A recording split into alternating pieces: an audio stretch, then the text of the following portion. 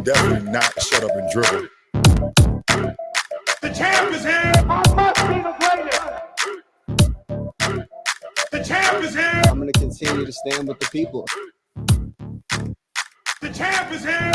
I will not lose. I'm a bad man. I took up the world. Yes, welcome. You could have been anywhere in the world, but you are here with we.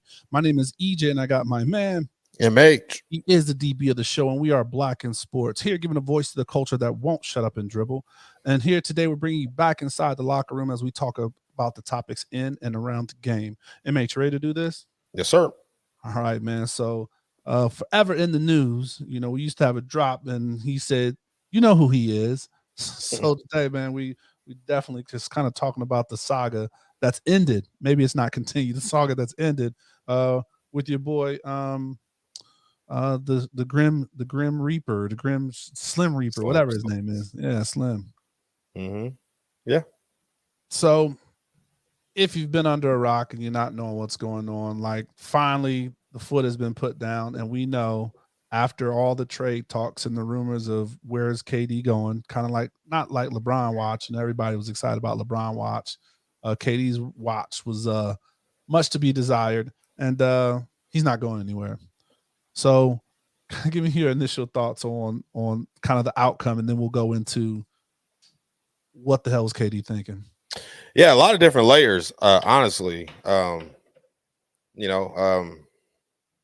You can go back way for, back in time when he left Golden State and went to Brooklyn to kind of, do his own thing, and him and Kyrie was going to kind of control the franchise, so to speak. And he chose their own team in New York. I'm going to continue to say that, but so they did their thing there, and he's getting back from an injury, and things haven't gone up, shaped up to be what they thought they would when KD went there. And I think he said he wanted to get out of there. And then you can blame Rudy Gobert for getting traded, in the Jazz. How do we blame him for getting traded, though? Because the Jazz, they got like 4 or 5 picks for Rudy Gobert, and it kind of messed up the market for Kevin Durant. Okay. So now you're like, well, Kevin Durant is 1,000 times better than Gobert. What's he gonna get? 10 draft? It's just something crazy. So right, I think that kind of probably messed up his market a little bit. And above all, I just think KD is just kind of like, I don't know what he wants. I just think he kind of he's been like that, man. He came in as a church kid. He remember he used to, I don't know if you remember, like he used to carry his backpack all the time. Absolutely. He'd be walking in the Las Vegas at the crap tables with a backpack on. Do you ever remember? Did he ever remember what he said was in his backpack? Do you remember that? No. What was in his backpack? Definitely not a brush. We know it's not a brush. That or a comb or any kind of or lotion. None of that. It wasn't that. It wasn't none of those essentials were in the backpack that he had with him all the time. Correct. But he used to say he used to carry his Bible all the time, and there's nothing wrong with that. And who am I to? I can't put anybody in heaven or hell. I'm not God, but he's certainly not a choir boy anymore. The way he be going after folks. So like, I don't know. KD is just an interesting guy, man. He's got a lot of different opinions. I mean, shit, he might even react to something that we say on this. I mean, he's just shots it fired. Is what KD is. So we'll see. I mean, he's evolved, right? Like he went from having a burner account to now he just comes straight at you. Just come at you. No holds bars. So hashtag blame KD. Hashtag blame KD. That's definitely the name of this episode. So it's interesting, right? Like we're in the time, or we thought we were in the time of player mobility, and it looked like the ownership of the Brooklyn Nets said, "Oh, you just signed this. We just gave you some money now." So KD says, "You know who I am." The owners was like, "You know who we are." Shut all that shit down, man. And so it was funny because I was hearing on one of the news cycles as they were going around, it was like, this brother's about to be a trivia question, right? Like, who was the first player that said, I want to be traded? Because since that has happened, there's not been a player that says, I want to be traded, that has not been traded. No matter how difficult it's been, right? You talking Kawhi, you talking well, I don't know if LeBron requested, he just did stuff within his deals, but like, Yeah. so Kawhi, what's your man, James Harden, Harden like all twice of these twice, right? in the Just same said- year.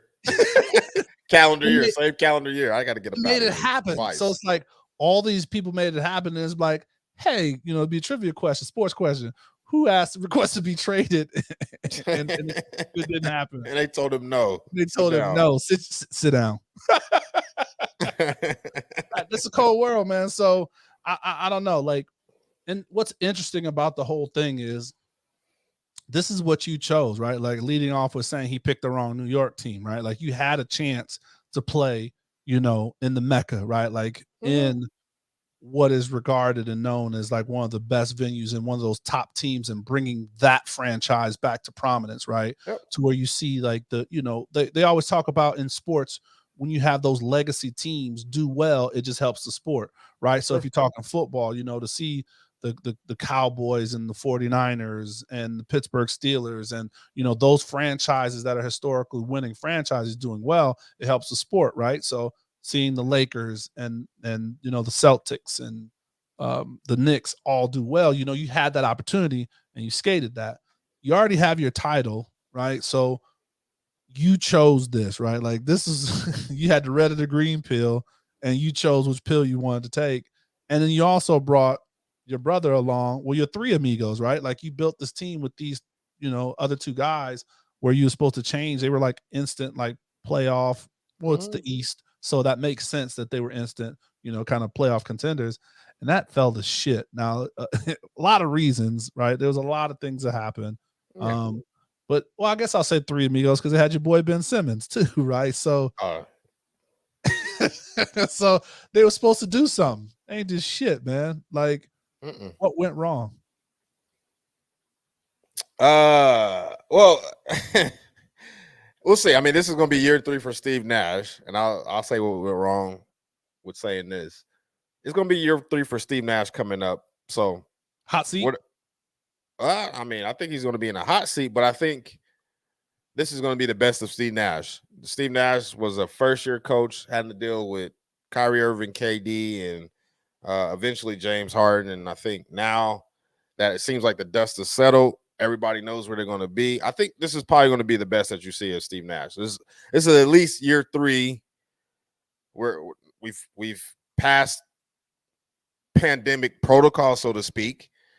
So this is going to be like his probably first year of like in some kind of normalcy of like, this is my team and this is how we're going to go. So I think we're going to see the best of Steve Nash.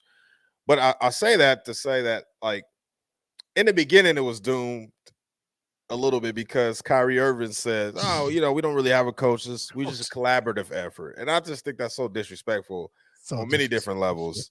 Like, yeah, you got to have a coach. But there was no coach. So, he's not a coach. He's just here. He's just hanging out with us. Like, so, so Kyrie had to take his personal days, and then the pandemic happened, and, whatever beliefs he has with getting the vaccine or not, that didn't happen. So they had to work through that. And, James Harden was like, I didn't sign up for this. I'm going to put my fat suit back on. And he didn't do anything. I got to get out. And, KD just over there, trying to figure it out. He didn't sign up to be trying to carry the team.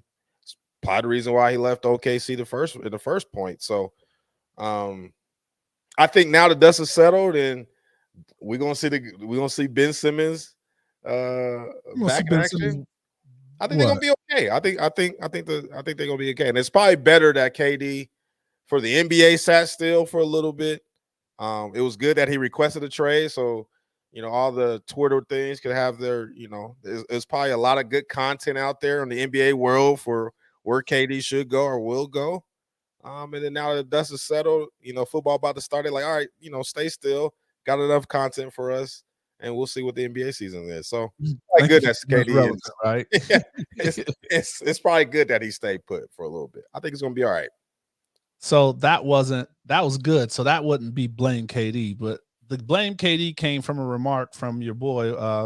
Pat Bev, right? Like he's not gonna let you slide. He's gonna say what's on his chest, and he blamed KD for the fact that a lot of men, that this is their livelihood, don't have jobs or may have been put in Delayed. Yeah. laid or setback situation because the whole world was on KD watch or the KD lottery. How do you feel about that, man?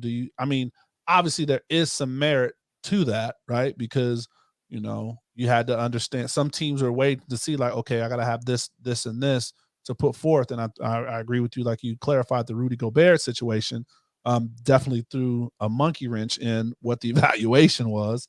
Right. What are your thoughts on what Pat Bev said? Yeah, I don't know if it necessarily takes food off anybody's plate like Pat Bev was kind of get into. But also, I kind of agree to your point. What he's saying is that, everybody's on the watch. So, if you're one of those, I would say 8 to 10 teams, probably. I don't even know if it's that many teams that really felt like, hey, we can get KD and this might really change, might give us an opportunity to win a championship. It probably puts the rest of the people on hold. Hold on, Pat Bev. We still trying to get KD. We'll wait. If we don't get him, then we can talk to you. We'll holler at you.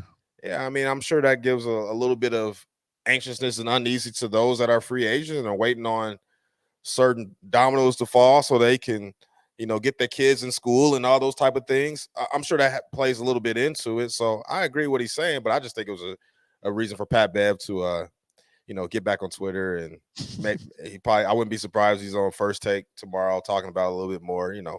He's working on his second career, so he gave him opportunity to get into it a little early. That it definitely did that part. So even with like KD, right? What is he looking for, right? Like, cause he was just like this ultimate, just like basketball player, right? Like, I just want to hoop. And now, for him to be like making these strategic moves where like he left and he went to the Warriors, and it's like, well, why would you ever have left the Warriors, right? Like nothing. Like you knew why Kyrie Irving left the Cavs, right? He didn't want to be LeBron's little brother, and he admitted that. And I get it. Like there's a point where he started feeling himself, head was big, so that's why he left. But like, why would KD leave the Warriors, right? Like there's nothing that he said that made it, because everybody kind of catered to him to coach catered to him. I don't want to say being sensitive, but being sensitive, or we'll say his ways. They really relinquish shots to him because he's one of the best get a bucket people in the NBA. So it's like, why would you leave? Yeah, basketball is really interesting. We always have like these top 5 all time and these like categories that you got to be in because it's such a player driven league. And KD is one of those that are talented enough to be in those discussion of greatest player ever, whatever that looks like.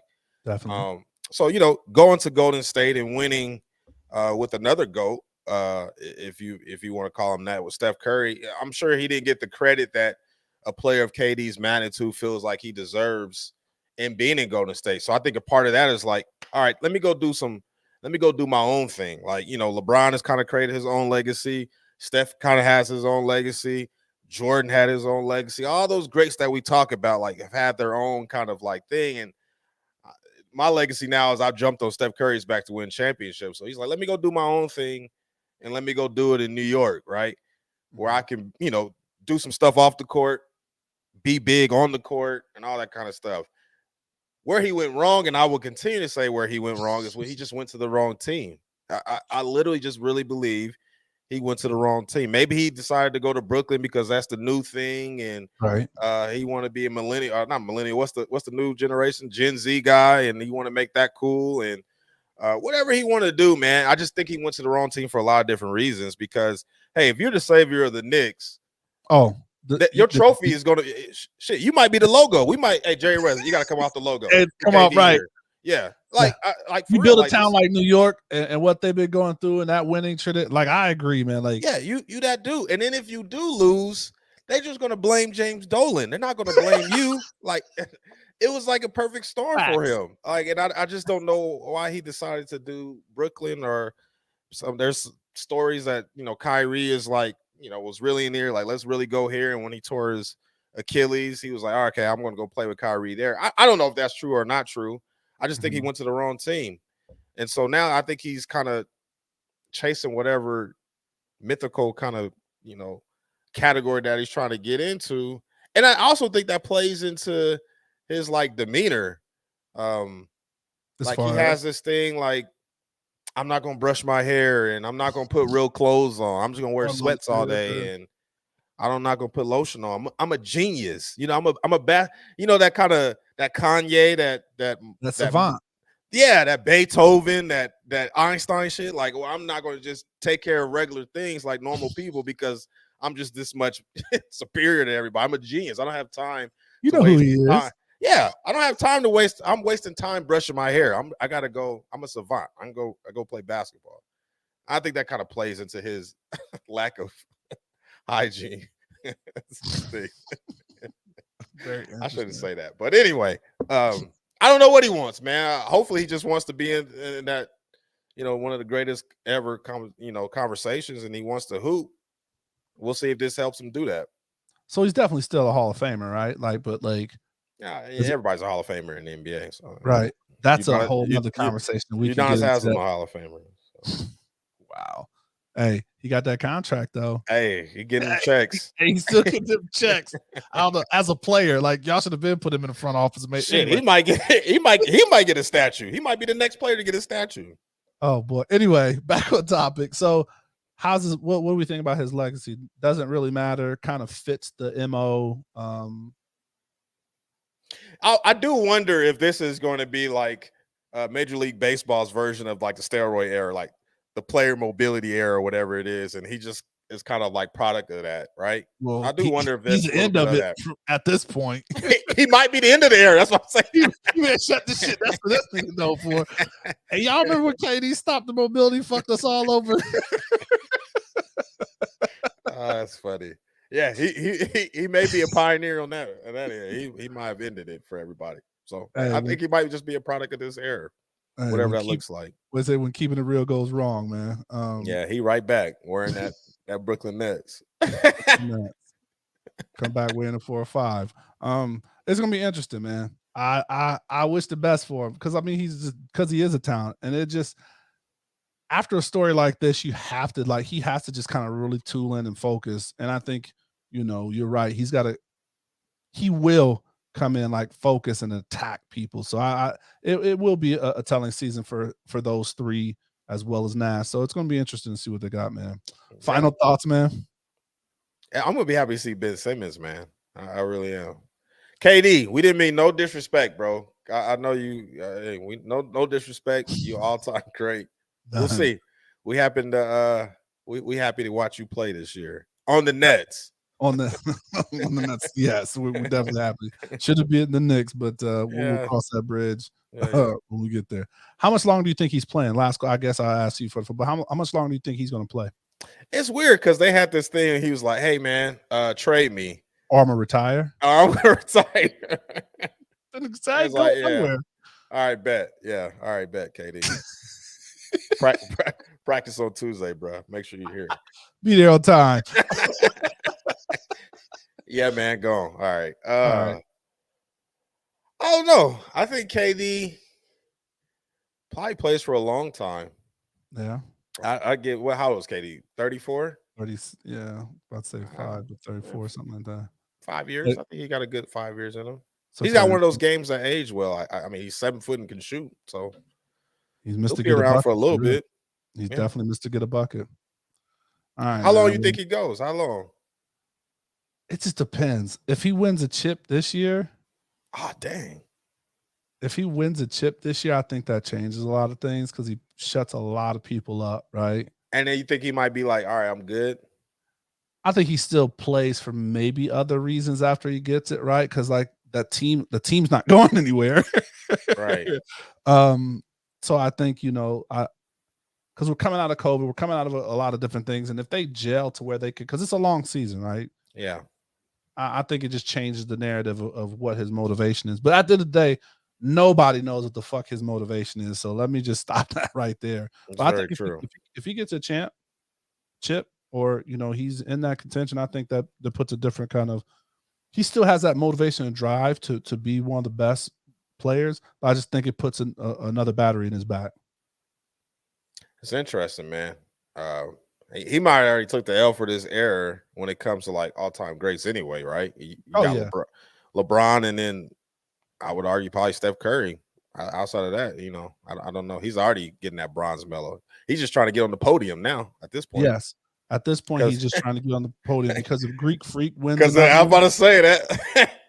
that man in Milwaukee, yeah. Hey, listen, he gonna be in that Dan Marino conversation. Like, yeah, I mean, he was a great quarterback, but you know what I'm saying? He never won the chip, right? Because like he went to the war, so it's interesting. So it's and he hears this stuff. So no disrespect, KD, man. We please don't come after us. But he hears this stuff, so it's really no telling what his motivation is, man. Yeah, for sure. All right, man. Anything else for the people?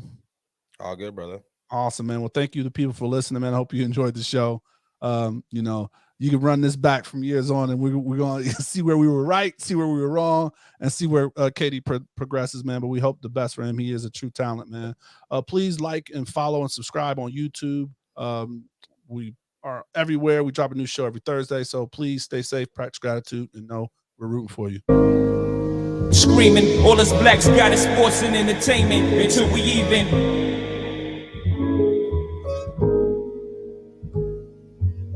Assuming I'm rooting for everybody that's black. Yeah. Yeah. Assuming I'm rooting for everybody that's black. Look. Assuming I'm rooting for everybody that's black. Spent about 2 racks on handmade new rags. Assuming I'm rooting for everybody that's black. That's everybody from sports to college class to rap and back.